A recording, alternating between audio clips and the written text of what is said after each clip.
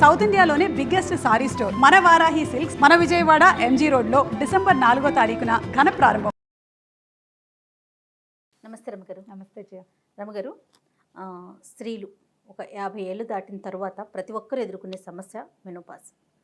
ఆ సమయంలో వచ్చే ఇబ్బందులు అది ఫిజికల్గా కావచ్చు, మెంటల్గా కావచ్చు, అనేక రకాలైన ఇబ్బందులు ఉంటాయంటారు కదండి. వాటిని ఎలా ఓవర్కమ్ చేయాలి అంటే మన వ్యాపకాల్ని మార్చుకోవాలేమో అనిపిస్తుంది నాకు. అది ఎట్లా సాధ్యం? ఇప్పుడు 50 దాకా ఉండట్లేదు, 40 నుంచే స్టార్ట్ అవుతుంది. 38-30 నుంచే మెనోపాజల్ సిమ్టమ్స్ వచ్చేస్తాయి. 50 దాటాక ఉండేవాళ్ళు కొంతమంది ఎప్పుడైనా కూడా పీరియడ్ అంటూ వస్తూ ఉంటే బాడీలో చాలా రకాల హార్మోన్స్ నడుస్తూ ఉంటాయి కదా, మనుషులు యంగ్గా ఎనర్జెటిక్గా కనిపిస్తారు.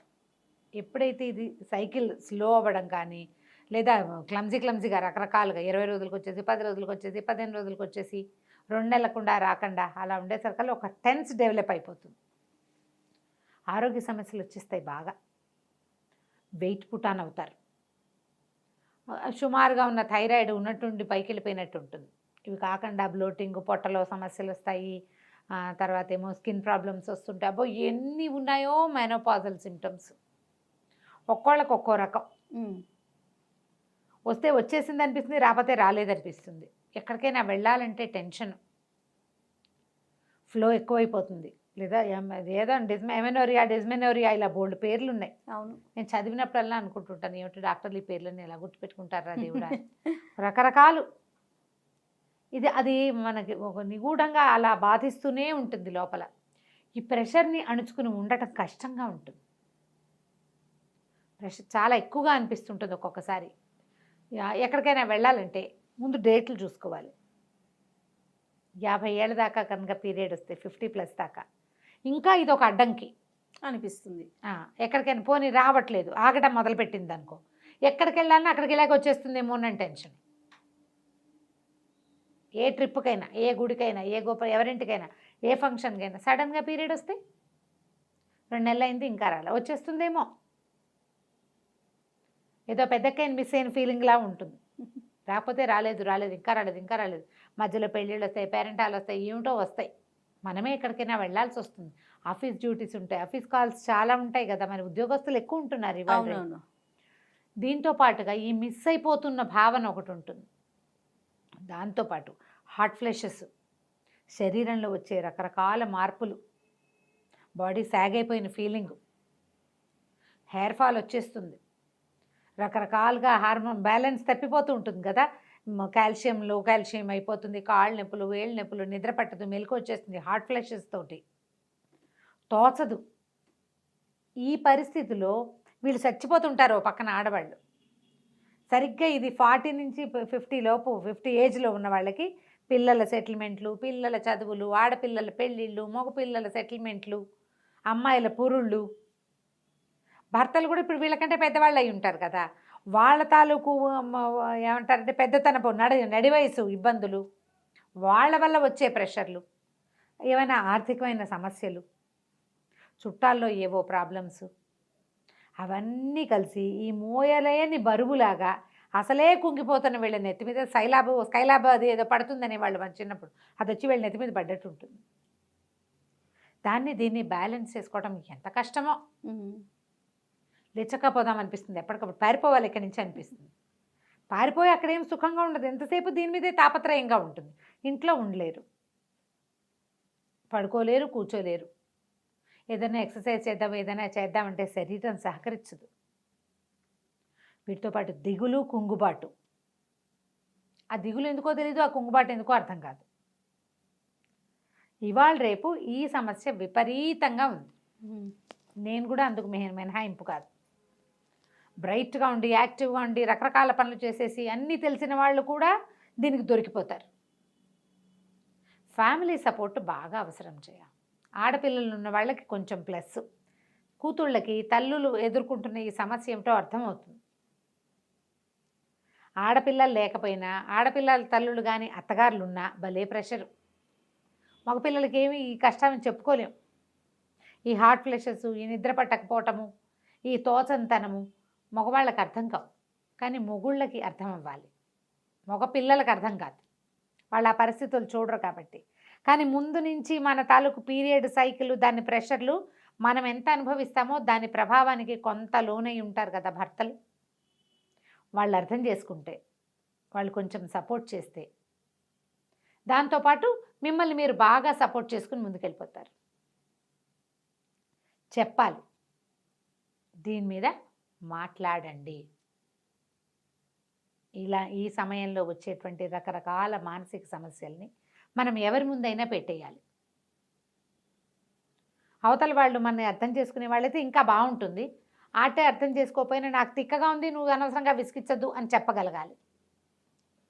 కొంతమంది వినరు, వినిపించుకోరు. ఇది అందరికీ వచ్చేదే అంటారు. అలా అంటారు వీల్లేదు. ప్రెగ్నెన్సీ లాగానే మేనపాజ్ ఎవరిది వాళ్ళదే.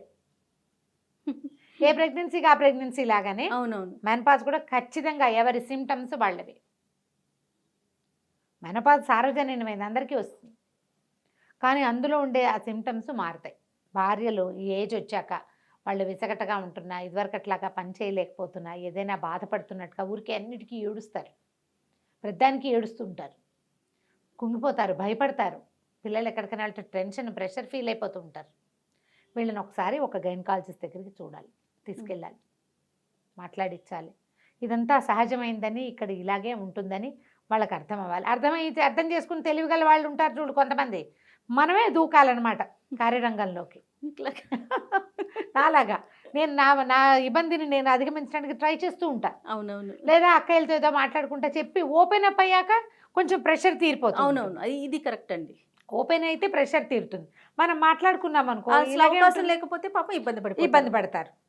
మీతో మీరు మాట్లాడుకోండి.